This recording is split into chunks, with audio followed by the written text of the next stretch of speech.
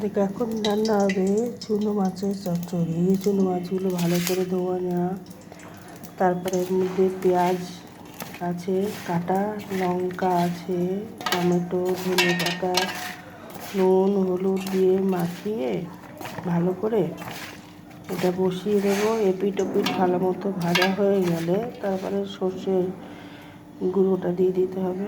সর্ষের বাটা, মানে সর্ষের বাটা একটু যদি বাটা দেওয়া বাটা বা সর্ষের গুঁড়ো দিয়ে দেবে।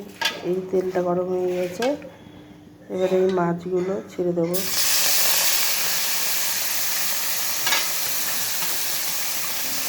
চুনো মাছের চচ্চড়ি।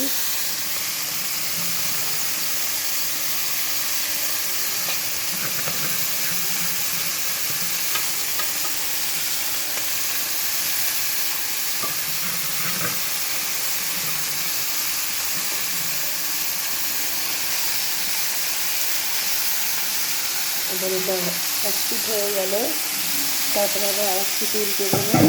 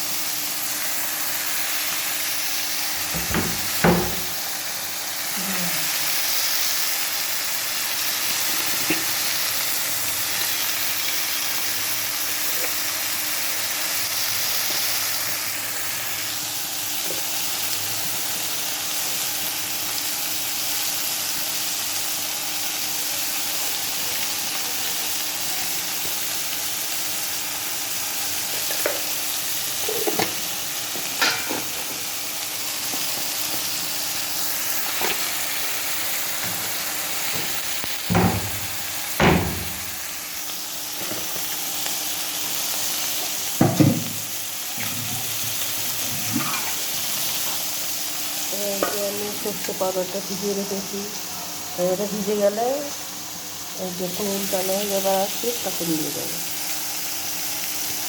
এটা হলো চুনো মাছের চচ্চড়ি। ছোট্ট ছোট্ট চুনো মাছ আছে, মায়া মাছ থাকে, সেই মাছ।